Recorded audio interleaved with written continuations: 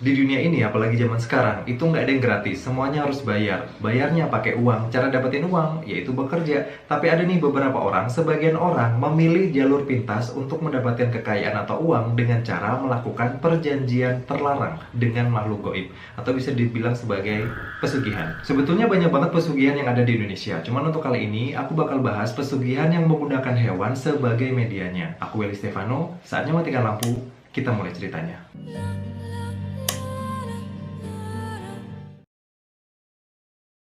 Pesugihan pertama adalah pesugihan monyet. Pesugihan monyet ini ada lokasinya. Jadi di salah satu wilayah di Jawa Timur, aku nggak mau sebutin namanya, kalian bisa cari sendiri. Itu tuh ada sebuah makam ya, atau tempat pemakaman umum yang ada dua sisi, kanan dan kiri. Yang satu itu adalah pemakaman untuk orang Jawa, yang satu pemakaman untuk orang Chinese. Dan di sana itu tinggal ribuan monyet, kayak banyak banget monyet di sana, dan dipercaya bisa melakukan pesugihan monyet di tempat tersebut. Jadi untuk melakukan pesugihan monyet di tempat tersebut, seseorang ini harus tinggal di sana beberapa malam sambil melakukan semedi di makam keramat. Adalah salah satu makam keramat di sana, dan dia sambil melakukan semedi itu harus membawa yang namanya tumbal. Dan tumbal di sini untuk pesugihan monyet itu bisa berupa manusia, bisa juga berupa hewan. Kalau hewan itu bisa contohnya kayak ayam cemani, terus juga kerbau, terus kambing segala macam. Kalau misalkan mau menumbalkan hewan, itu harus dibawa bangkai hewannya tersebut untuk dipersembahkan ke makhluk yang ada di sana. Cuman kalau pakai manusia itu harus orang terdekat. Ngeri nggak sih, kayak saudara atau mungkin pasangan, suami atau istri atau anak bahkan. Dan nggak perlu dibawa ini korbannya kalau misalkan dia itu adalah manusia. Cuma cukup dibawa namanya saja, nanti bakal dipersembahkan lah istilahnya pada saat semedi tadi. Dan setelah semedi itu nanti bakal dapat nih, kalau misal berhasil nih ya, kayak apa, ritualnya berhasil, monyetnya bakal dikasih itu. Jadi bakal ada monyet yang khusus gitu ya, kayak monyet gaib yang bakal didapat oleh orang yang melakukan pesugihan monyet ini. Dan monyet inilah nanti yang dibawa untuk dirawat dan bisa menghasilkan kekayaan, kayak misalkan melancarkan usaha, melancarkan karir dan segala macam. Yang namanya perjanjian dengan setan gitu ya, atau makhluk gaib, atau ya dalam kasus ini adalah pesugihan, itu pasti ada syarat dan pantangannya. Untuk pantangannya sendiri, orang ini nih, orang yang melakukan pesugihan monyet itu tuh nggak boleh makan pisang emas dan nggak boleh membangun rumahnya menghadap ke barat. I don't know kenapa gitu, pokoknya nggak boleh. Dan untuk monyetnya sendiri, kerasakti tadi yang udah didapat dari semedi itu kan dibawa pulang, itu harus banget dirawat dengan baik selayaknya seorang anak. Jadi dikasih makan, mungkin dikasih baju gitu, dibelanjain apa, I'm not sure. Jadi pokoknya monyetnya harus dirawat banget supaya kekayaannya itu bertambah. Untuk pesugihan monyet ini, itu tuh ada ciri-cirinya orang yang diduga melakukan pesugihan monyet. Ini diduga ya, bukan kayak valid 100% nih pasti pakai pesugihan monyet, enggak. Cuman biasanya orang yang melakukan pesugihan monyet itu kayak suka bertingkah seperti monyet, kayak garu-garu kepala, padahal dia nggak punya ketombe. Terus dia itu punya aura yang negatif, dan yang khas itu adalah baunya. Baunya itu kayak bau monyet, apa kayak gimana gitu loh. Dan bau itu tidak bisa ditutupi oleh parfum semahal apapun. Jadi misal kamu ketemu orang nih, dia tuh kaya raya banget, tapi dia bertingkah aneh seperti itu, terus dia punya aroma yang kurang sedap, padahal sebetulnya dengan uangnya yang banyak itu dia bisa beli parfum. Itu bisa jadi ya, bisa jadi dia menganut pesugihan monyet. Ini bisa jadi loh ya.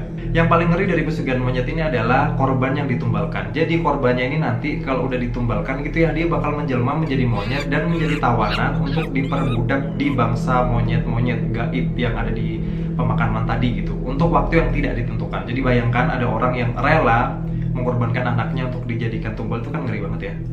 Sementara untuk tempatnya sendiri itu sebetulnya kan tempat umum ya, namanya kan tempat pemakaman umum. Sebetulnya warga-warga itu udah tahu nih kalau di sana itu ada hal mistis terkait dengan permonyetan itu. Cuman warga di sana itu takut untuk kayak membubarkan atau apa, takut sial lah gitu, soalnya mereka itu menganggap tempat tersebut adalah keramat. Cuman kabar terbarunya untuk saat ini itu tuh udah jarang banget ditemukan orang yang melakukan pesugihan di tempat itu, karena katanya sih mereka itu yang memilih pesugihan lebih memilih ke pesugihan lain gitu daripada pesugihan monyet. Ya mungkin di pesugihan lain ada diskon atau apa, I'm not sure.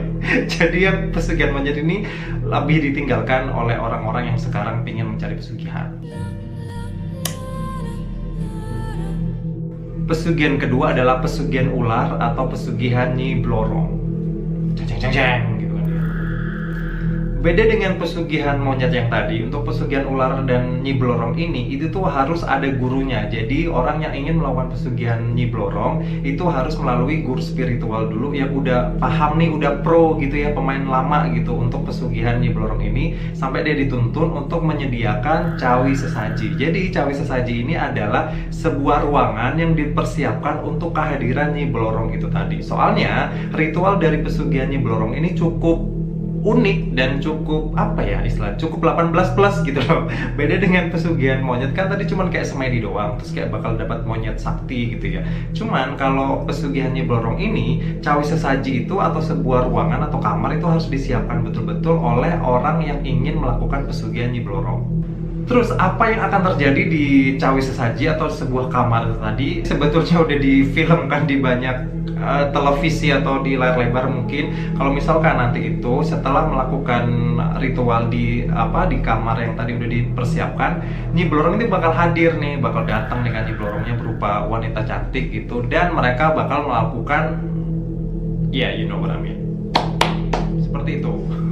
Sebetulnya itu tuh si orang ini tuh bakal melakukan hubungan itu bareng sama ular, tapi di mata orang ini dia itu melakukannya bareng sosok Nyi Blorong yang dianggap sangat cantik seperti itu. Dan dalam proses begituannya itu kan banyak sekali getaran yang terjadi, dan pada saat getaran itu tuh bakal merontokkan sisik-sisik daripada Nyi Blorong, dan sisiknya ini tadi yang bakal menjelma menjadi emas. Cuman bedanya sama emas-emas yang lain, emas yang ini itu nggak bisa dijual, nggak bisa langsung dijual terus dapat uang, nggak bisa, tapi dibuat jimat oleh orang yang menganut pesugihan Nyi Blorong. Dan jimat inilah nanti yang bisa menghadirkan kekayaan, kesuksesan, naik jabatan atau apalah itu. Seperti pesugihan yang lainnya, pesugihan Nyi Blorong ini juga ada pantangannya. Pantangannya itu pada saat dia melakukan ritual. Jadi si pelaku pesugihan Nyi Blorong ini kan dia lagi bareng sama Nyi Blorong di cawi sesaji atau di sebuah kamar gitu. Dan pantangannya adalah jangan sekali-sekali ada orang lain yang melihat proses begituannya. Soalnya kalau sampai ada sedikit aja kelihatan oleh orang luar, itu orang yang melakukan pesugihan Nyi Blorong ini bakal langsung mati seketika pada saat itu juga. Untuk tumbal dari pesugihan Nyi Blorong sendiri, ini tuh beda dengan pesugihan kera yang dia tuh bisa pakai binatang selain pakai orang. Kalau pesugihan Nyi Blorong ini harus pakai orang, bener-bener orang. Dan ini tuh kalau misal diceritainnya tuh bakal rada ngeri sih. Soalnya tumbal ini bakal diminta setelah orang yang melakukan pesugihan Nyi Blorong kaya. Jadi si orang ini yang udah melakukan pesugihan Nyi Blorong, dia udah berhasil, udah kaya. Pada saat itulah Nyi Blorong bakal hadir lagi ke orang ini dan meminta tumbalnya, yaitu berupa manusia. Dan caranya adalah Nyi Blorong ini bakal menghisap darah plus raga daripada si tumbal ini sampai kering gitu. Istilahnya dementor or something. Tapi dementor kan menghisap kebahagiaan. Cuman ini tuh menghisap darah dan nyawa gitu, dan raga gitu. Dan korban tumbal tadi kan dihisap ya darah dan raganya. Raganya ini bakal dijadikan budak di kerajaan Nyi Blorong bersama ular-ular yang lain gitu. Pesugihan ketiga ini adalah pesugihan kucing. Sebetulnya aku juga baru tahu kalau ada yang namanya pesugihan kucing. Biasanya kucing kita rawat itu karena emang dia lucu aja kan. Tapi ternyata ada beberapa kucing yang itu kalau misalkan dipelihara bisa menghasilkan kekayaan berlimpah seperti itu. Dan sebetulnya banyak banget versi dari pesugihan kucing ini. Yang pertama adalah pesugihan kucing Wisnu Tapa. Jadi pesugihan kucing Wisnu Tapa ini adalah kucing yang dia itu punya satu warna, entah hitam, entah putih, entah pokoknya satu warna, dan dia itu bisu dan tuli. Jadi nggak bisa mengeong dan nggak bisa mendengar. Dengan memelihara kucing ini, itu nanti dipercaya bisa mendapatkan kesejahteraan gitu lah. Misal dapat harta yang lebih banyak, jualannya lancar, karirnya naik gitu. Cuman masalahnya kucing Wisnu Tapa ini sangat jarang ditemukan. Jadi jarang banget orang yang bisa melakukan pesugihan Wisnu Tapa ini. Tapi biasanya kucing Wisnu Tapa ini sendirilah yang bakal memilih majikannya. Dia tuh bakal tiba-tiba datang ke rumah orang yang dia pilih gitu ya. Nanti penghuni rumahnya itu bakal mendapatkan mimpi goib di mana dia diperintahkan untuk menyediakan sesajen untuk si kucing ini. Kalau misalkan dituruti, maka penghuni rumah itu tadi bakal mendapatkan, dipercaya gitu ya, bakal mendapatkan kekayaan atau mungkin promosi jabatan atau jualannya lancar dan segala macamnya. Berbeda dengan pesugihan yang lainnya di mana si kucing Wisnu Tapa ini tidak memakan tumbal sama sekali, atau dia tidak minta tumbal, cuma minta sesajen doang. Tapi si kucing ini tuh terserah dia gitu loh mau datang atau enggak ke rumah itu. Kalau misalkan dia datang ke sebuah rumah terus sesajennya diberi gitu ya, kekayaan bakal datang. Cuman dia itu bisa tiba-tiba kayak hilang aja gitu, kayak pergi dari rumah itu. Dan kalau kucingnya ini udah pergi dari rumah majikannya, maka kekayaan yang tadi didapat dari si pesugihan kucing Wisnu Tapa ini bakal berangsur-angsur menghilang, bukan menghilang ya, kayak berkurang sampai akhirnya dia kekayaannya balik lagi seperti sebelum kucing itu ada. Untuk pesugihan kucing selanjutnya ini tuh mirip-mirip sama babi ngepet, di mana pelakunya itu berubah menjadi binatang sesuai yang sudah ditentukan gitu. Dalam kasus ini kan jadi kucing, jadi si pelaku pesugihan kucing ini bakal berubah menjadi kucing, terus itu bakal kayak apa sih, kayak jalan di di genteng-genteng orang-orang, dan dari situlah dia bisa mengumpulkan duit sama seperti babi ngepet secara goib gitu loh, tiba-tiba duit kamu hilang gitu gara-gara ada kucing itu juga ada pesugihan kucing yang seperti itu. Terus ada lagi, ini pesugihan kucing yang sebetulnya bukan pesugihan sih, tapi cara untuk mendapatkan jimat yang bisa menghasilkan kekayaan. Ini adalah pesugihan kucing hitam.